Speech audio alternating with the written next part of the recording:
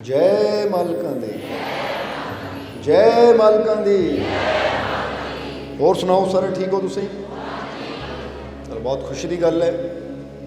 सो अज का सत्संग शुरू करिए।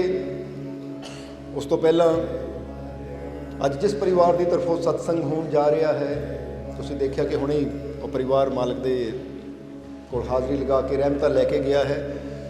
सो सब तो पहले असीं अपनी तरफों आई हुई सारी संगत की तरफों ये परिवार के सारे मैंबरों को बहुत बहुत बधाई देवांगे, मुबारकबाद देवांगे। और हमेशा ये दसी दा कि जो भी इंसान सत्संग करवाता है वो मालिक दियाँ खुशियाँ, मालिक दियाँ रहमतां और बरकतां हासिल करके अपनी जिंदगी को सफल बनाता है और बहुत कुछ मालिक के घर चों लैके जाता है। और वैसे भी हुणे ही इत्थे दस रहे सी सानू कि मालको, क्योंकि रहमत जो इन्होंने दे रहे सी नाल ही ने एक गल कही कि हत्थ विच खूंडा मोढे उत्ते लोई है, जिहदे लड़ असीं लगे उहदे वर्ग न कोई है। ये चीज़ तो सत्संग बहुत बार दसी है कि साडे मालिक वर्गा ना कोई होया है तो ना कोई होना है। और दसदे कि बहुत मालकां ने कृपा की, बहुत मालकां ने रहमत की, इसलिए खुशी का ही शुकराने का ही सत्संग करवा रहे हैं कि सानू बहुत कुछ मालकां ने दिता है। बड़ियाँ खुशियाँ ना झोलियाँ भरियाँ है, कोई कमी कोई तोट नहीं है, सारियाँ खुशियाँ मालकां ने देती हैं। इसलिए ये शुकराने का खुशियाँ का सत्संग है। सो एक बार फिर तुहानू बहुत बहुत बधाई। और तुसीं ये खुशियाँ का सत्संग करवा रहे हो, शुकराने का सत्संग करवा रहे हो, तो मालिक इदां ही कृपा करन कि तुहानू सदा खुशियाँ ही मिलदियां रहन और सदा ही मालिक का शुकराना करते रहो। तुसीं आने वाला समा होर भी ज़्यादा तुहाडे वास्ते खुशियाँ भरिया, कामयाबी भरिया होवे।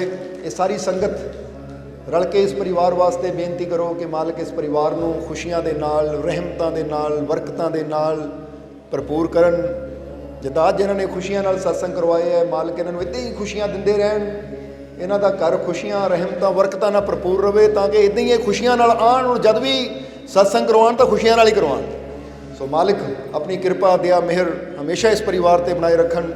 कदी बोलण दी मंगण दी मालिक इन्हां नूं जरूरत ना पैण देण, इन्ना इन्हां नूं मालिक देण कि आप कहण के मालको तुसीं बहुता दे रहे हो, साडे तो संभालिया नहीं जाता। सो मालिक अपनी रहमत, अपनी कृपा सदा ही इन्हां ते बनाए रखन। सो मालिक दा आशीर्वाद, संगत दीआं दुआवां और साडा प्यार हमेशा तुहाडे नाल है। सो हुण सत्संग दा समा हो गया है, पर सत्संग शुरू करन तो पहला दो गजीबां ने बेनतियां साडे कोल भेजियां और ये भी गल कही सी कि मालको संगत नूं जरूर दस्सिओ कि साडे तो जो मालकां ने रहमत कीती है। सो पहला तो एक जीव का सवाल है जो कि जीव जलंधर तो है, बस्ती गुजा तो। इन्हें एक बेनती की कि मालको मेरे घर हजूर का दरबार है, यानी 11वीं वाली सरकार का दरबार है, तो मेरा ये सवाल है कि बिस्मिल्लाह रहमान रहीम का पूरा मतलब की हुंदा है। मैं अज पहली बार दरबार ते आया हाँ, यूट्यूब ते तुहाडे सत्संग बहुत सुनता हाँ, मैनू तुहाडे नाल बहुत प्यार है। बस मेरी ये बेनती है कि तुसीं अज दे सत्संग ये जरूर समझाओ कि बिस्मिल्लाह रहमान रहीम का की मतलब हुंदा है। सो ये जीव का एक सवाल है, क्योंकि तुसीं भी सुनते होने कि बिस्मिल्लाह रहमान रहीम एक शब्द है कि जिथे कहा जाता कि कोई भी काम शुरू करना है, ये बोल के ये शब्द कलाम पढ़ के शुरू करो। तो वो ये बेनती है कि मैनू ये जरूर दसो कि इसका मतलब की हुंदा है। और दूसरी दो जीवां ने जो मालकां ने इन्हां ते घर बैठे ही रहमत की, उहदे बारे लिखिया है। पहले जीव लिखते हैं जरा, ये जिन्हां ने लिखिया है कि मेरे हसबैंड बाहर दुबई च सी, पहले ही खड़ जाण हो, क्योंकि उन्होंने नाम नहीं लिखिया इत्थे। जिहड़े इत्थे जीव है कि बेनती जिन्हां दे हसबैंड दुबई च है, MRI करवाई है, तो लिखिया होया उन्होंने। और स्पैशल बेनती भी की कि संगत नूं जरूर दसना कि इत्थे बैठे हुए हो, हुणे स्लिप दे के गए सानू। चलो पहले असीं दस दिंदे हां, शायद फिर उन्होंने पता लग जाए कि असीं फरियाद लिख के दित्ती सी ये। ठीक है, वो लिखते हैं मालिक जी, अच्छा पिंड का पहले नाम लिखिया है, मालिक जी असीं मंड पंधेर कोई पिंड है। अच्छा तुहाडी बेनती है ये मंड पंधेर ही है पिंड, फिर ठीक है, क्योंकि यही कई बार थोड़ा हो जाता। वो सामने जीव खड़े है पिछे तुहाडे बिल्कुल सामने, जिन्होंने बेनती लिख के दी है। मालिक जी असीं मंड पंधेर तो आए हाँ, सानू दरबार ते आंदियां 2 महीने ही होए आ, ਤੁਹਾਡੀ ਕਿਰਪਾ ਨਾਲ ਸਾਡੇ ਘਰ ਵਿੱਚ ਖੁਸ਼ੀਆਂ ਹੀ ਖੁਸ਼ੀਆਂ ਆ ਗਈਆਂ। ਮਾਲਕ ਜੀ, ਮੇਰੇ ਹਸਬੈਂਡ ਦੁਬਈ ਵਿੱਚ ਆ, ਉੱਥੇ ਉਹਨਾਂ ਦੇ ਲੱਕ ਵਿੱਚ ਦਰਦ ਹੋਈ ਸੀ। ਡਾਕਟਰ ਨੇ MRI ਕਰਵਾਉਣ ਨੂੰ ਕਿਹਾ ਤੇ ਰਿਪੋਰਟ ਵਿੱਚ ਮਣਕਿਆਂ 'ਚ ਗੈਪ ਆਇਆ। ਯਾਨੀ ਇਹਨਾਂ ਦੇ ਹਸਬੈਂਡ ਦੁਬਈ 'ਚ ਹੈ, ਉੱਥੇ ਉਹਨਾਂ ਦੀ ਕਮਰ 'ਚ ਦਰਦ ਹੋਈ, ਡਾਕਟਰ ਨੇ ਕਿਹਾ MRI ਕਰਵਾਓ। ਜਦੋਂ MRI ਕਰਵਾਈ ਤਾਂ ਉਹਨਾਂ ਦੇ ਮਣਕਿਆਂ 'ਚ ਗੈਪ ਆਇਆ। ਮੈਂ ਦਰਬਾਰ ਤੇ ਆ ਕੇ ਨਿਆਜ਼ ਸੁੱਖੀ। ਉਸ ਤੋਂ ਬਾਅਦ 1-2 ਦਿਨਾਂ ਵਿੱਚ ਉਹਨਾਂ ਦੀ ਦਰਦ ਠੀਕ ਹੋਈ, ਫਰਕ ਪੈ ਗਿਆ, ਕੋਈ ਦਵਾਈ ਖਾਣ ਦੀ ਲੋੜ ਨਹੀਂ ਪਈ। ਫਿਰ ਦੁਬਾਰਾ MRI ਕਰਵਾਈ ਤੇ ਰਿਪੋਰਟ ਵਿੱਚ ਕੁਝ ਵੀ ਨਹੀਂ ਆਇਆ, ਸਭ ਕੁਝ ਠੀਕ ਹੋ ਗਿਆ। ਸਾਡੇ ਤੇ ਤੁਹਾਡੀਆਂ ਰਹਿਮਤਾਂ ਹੋ ਗਈਆਂ। ਦਵਾਈਆਂ ਵੀ ਸਾਡੇ ਕੋਲ ਹੀ ਪਈਆਂ, ਭੇਜਣੀਆਂ ਸੀ ਬਾਹਰ ਨੂੰ, ਪਰ ਦਵਾਈਆਂ ਭੇਜਣ ਤੋਂ ਪਹਿਲਾਂ ਹੀ ਅਸੀਂ ਨਿਆਜ਼ ਦੀ ਬੇਨਤੀ ਕੀਤੀ ਤਾਂ ਤੁਹਾਡੀ ਨਿਆਜ਼ ਦੀ ਰਹਿਮਤ ਨਾਲ ਹੀ ਉਹ ਠੀਕ ਹੋ ਗਏ। ਦਵਾਈਆਂ ਦੀ ਵੀ ਸਾਨੂੰ ਜ਼ਰੂਰਤ ਨਹੀਂ ਪਈ। ਸੋ ਮਾਲਕ ਜੀ, ਤੁਹਾਡੀ ਬਹੁਤ ਰਹਿਮਤ ਹੈ। ਇਸੇ ਤਰ੍ਹਾਂ ਰਹਿਮਤ ਬਣਾਈ ਰੱਖਣਾ। ਜੈ ਮਾਲਕਾਂ ਦੀ, ਜੈ ਮਾਲਕਾਂ ਦੀ, ਜੈ ਮਾਲਕਾਂ ਦੀ।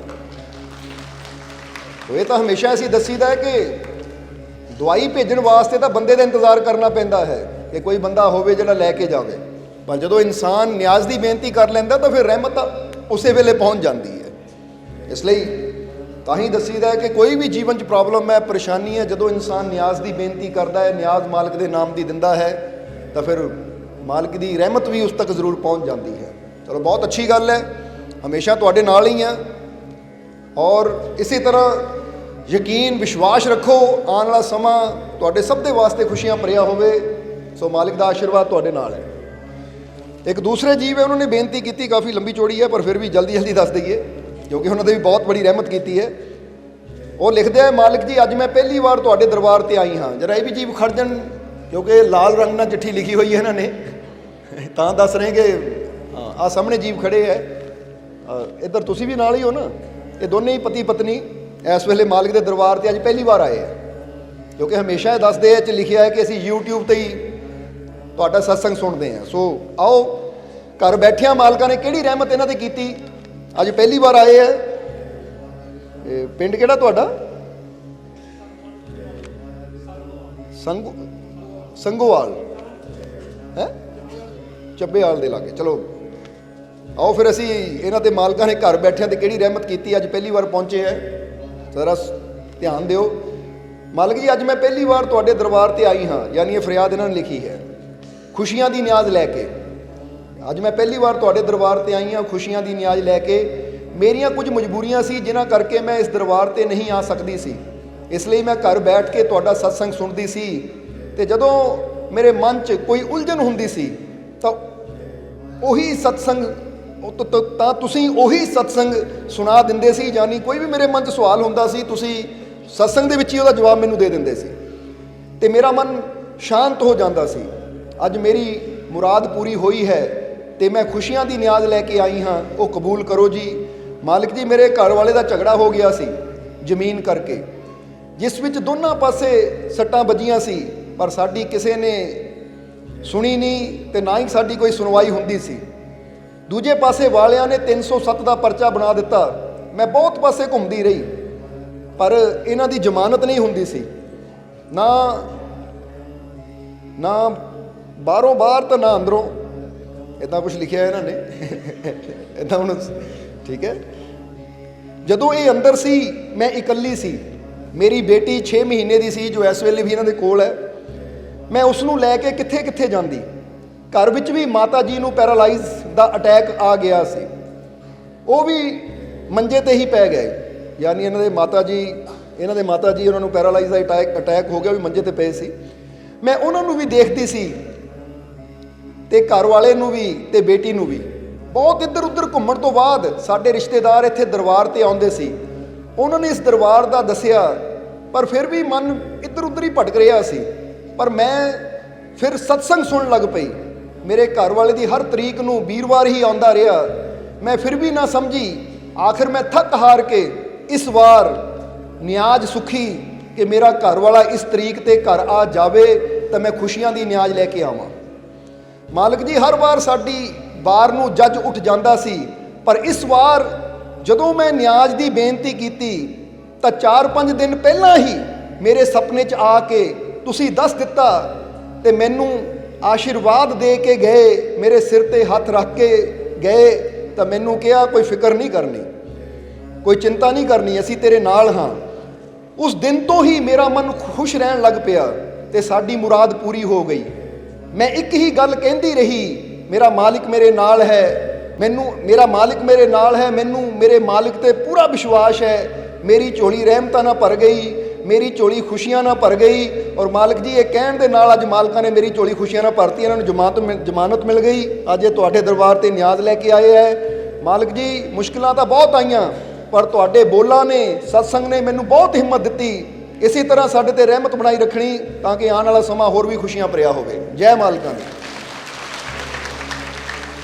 सो ये जीव दसदे है कि जदों ही न्याज दी इन्हां ने बेनती कीती तां फिर दसदे कि 4-5 दिन पहले ही सपने च भी आए और ये गल कह गए कि असीं नाल है, कोई फिक्र नहीं करनी। तो फिर मालिक की कृपा नाल अगली तरीक ते ही जमानत भी मिल गई और अज दरबार ते पहली बार परिवार पहुंचया है। सो इनू बुल्ले शाह कहते, मैं किहनू किहनू दसां ये राज दीयां गल्लां।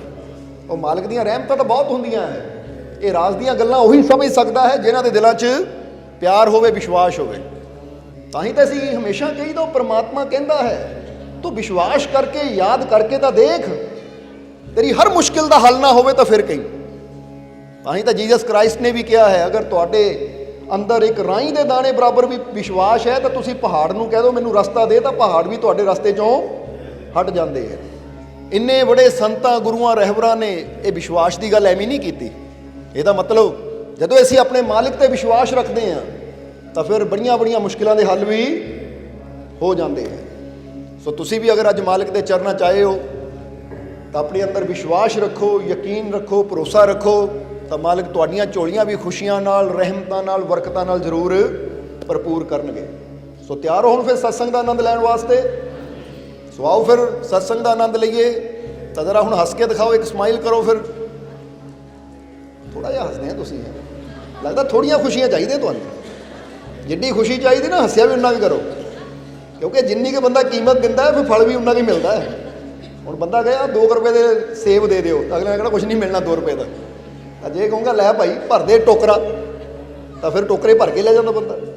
इदां जिन्नी तुसीं स्माइल अपने फेस से रखते हो, इसका मतलब तुहाडा उन्ना ही बड़ा विश्वास है। और जिन्ना बड़ा विश्वास होवे उन्ना ही मालिक सानूं भरपूर करके तोड़ दे। सो भरपूर होके जाना ना, तो खुश रहो, आनंद लो और ये कहो मेरा मालिक मेरे। जिद्दां जीबा ने लिखा घर बैठे ही सुनिया, तो मैं यही गल कहंदी सी, मेरा मालिक मेरे नाल है, मेरियां झोलियां खुशियां नाल, मेरियां झोलियां रहमतां नाल। अज देखो तुहाडे सामने सबूत है, वो कहते मालको भर भी गई, हुण सब कुछ मालिक ने दे दिता। सो ये सिर्फ लफ्ज़ नहीं है, अगर विश्वास किया जाए तो छोटे छोटे बोल ही साडी जिंदगी नूं बदल देंदे है, साडियां खाली झोलियां नूं खुशियां नाल भर देंदे हैं। सो आओ असीं पूरा प्रेम, पूरा विश्वास लैके बैठना है, ताकि अज मौका मिलिया है सत्संग विच आउण दा, दरबार ते हाज़री लवाउण दा, तो ये मन च सोचो कि अज मैं सब कुछ लैके जाना है, मैं खाली नहीं जाना, क्योंकि मैं अपने मालिक के घर च बैठा हाँ और मालिक तो नहीं लेना तो होर कित्थों लेना। समझदे हो कि नहीं? इसलिए हुण अपनी सुरती सत्संग नाल जोड़िए और अज दे सत्संग का आनंद लैके जीवन सफल बनाइए। जय मालिकां दी, जय मालिकां दी, जय मालिकां दी।